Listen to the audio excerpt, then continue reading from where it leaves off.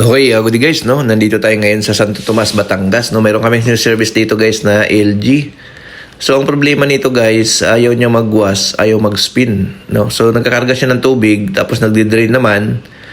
Pero yung oras niya naman nagka-countdown naman, nabababa yung oras. Ang problema niya guys, hindi umiikot yung wash and spin. So wala siyang wash and spin. So ito ngayon ang aming ito-trouble, titingnan natin. Check natin kung anong problema, no? So pag ilagay mo siya guys sa spin dry, nauubos naman yung oras niya. Pag ilagay mo naman siya sa wash, bumababa naman yung oras niya, nagdi-drain siya. After niya makarga ng tubig, hinto naman yung tubig. Tapos mga ilang minutos, siguro mga 15 minutes magdi-drain naman. Tapos stop ulit. Tapos yun, wala na. Bumababa yung oras sa makatuwid, no? So ito ang ating i-check ngayon. Pag ganitong issue guys, ang una nyong tingnan, silipin nyo yung gearbox, baka naman matigas. Kung malambot naman yung gearbox guys, next nyo tingnan yung kapasitor, no? Check nyo yung kapasitor kung buo pa ba, no? So ang pagsukat ng kapasitor, gamit kayo ng tester, no? Tulad dito guys, may nag-repair na nito, no? So ito na yung kapasitor na nilagay nila. So wala namang problema yan, basta sim capacity 10 UF, okay lang yan. So yung lumang kapasitor nandito pa, hindi nila tinanggal. Ito yung lumang kapasitor guys, oh. So yun, nandyan pa, pero hindi naman na nakakabit, no? So sukatin natin to guys, tingnan natin yung value ng kapasitor, no? Kasi pag once na nakita natin guys na good yung value ng kapasitor, magpo-proceed tayo sa pag-check ng motor, no? So yan, so check muna natin to, yung pinaka-kapasitor niya, kung anong value nito, no? Kung good pa ba, no? So yun. So ganoon guys, sa pag-check ng mga washing machine, step by step lang, no? Para malaman natin, matutrouble natin, no? So ito yung lumang kapasitor, alisin lang natin to. Ayan. So sa mga gusto pala magpa-service sa amin, kami po ay nagsiservice ng Cavite, Laguna, Batangas, no? So yun. Sa Batangas area, ang kaya namin guys hanggang Lipa, no? Pag Batangas City, medyo malayo na sa amin. Although kaya naman, kaso mataas na masyado yung rate namin dahil mahal masyado yung gasolina at saka yung toll pag Batangas City na, mataas na. So mabigat na sa part ng customer yon. Sa Cavite area naman, ang kaya namin puntahan, Bacoor, Imus, no? Gentry, yan. Pwede yan. Pag sa dulo na, medyo malayo na rin sa amin. So although kaya naman, pero yung rate kasi mataas na gawa nung gasolina ng sakyan. So, siyempre, isama natin sa service natin, medyo mabigat na yan sa part ng ating customer. So, mapamahal na sila, no?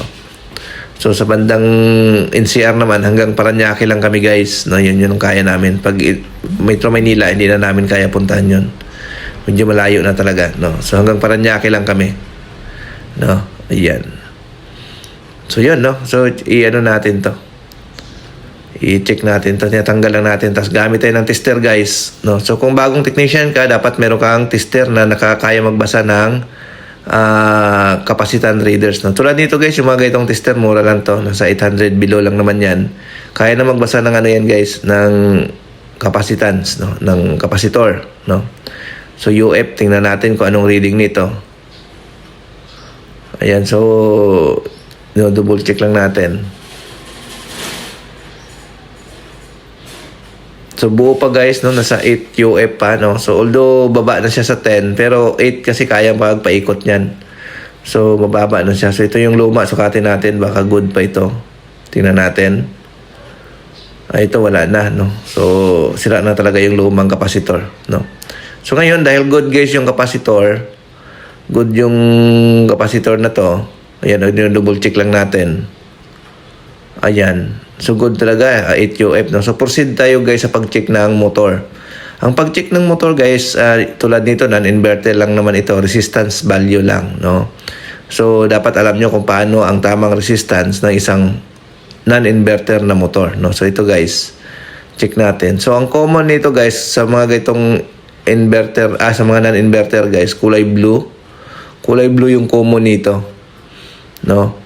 So yung kapasitor dyan, yung red at saka yellow, yun yung sa kapasitor line, no? So madali naman yan mag-check guys ng resistance dyan. So tulad nyan, pag galing kayo guys sa common, i-check nyo yung yellow, dapat may reading yan. Tapos galing kayo ulit sa common, papunta sa red, dapat may reading. Tapos pag ang red at saka yellow, yung sa capacitor side, dapat may reading din, no? So dito nakita namin walang reading guys, no? So pag nakalagay siya sa common, sa blue, wala na siyang reading. Ibig sabihin open. So ibig sabihin open na yung motor. Yan, no? Open na yung motor na ito. Wala na siyang reading guys. OL na. Wala siyang reading. So yun, no? So confirm natin na ang naging issue nito guys ay yung motor. No? So ngayon, i-confirm muna natin sa customer kung papalitan pa ba ito ng motor dahil luma na nga yung unit. So yan yung motor niyan guys, oh. So yun, no? So kung papalitan nila, so yun, hahanapan natin siya ng motor. Ayun. So motor po ang naging issue nito pag ganun yan ang inyong mga washing machine. Okay? Thank you. Bye-bye.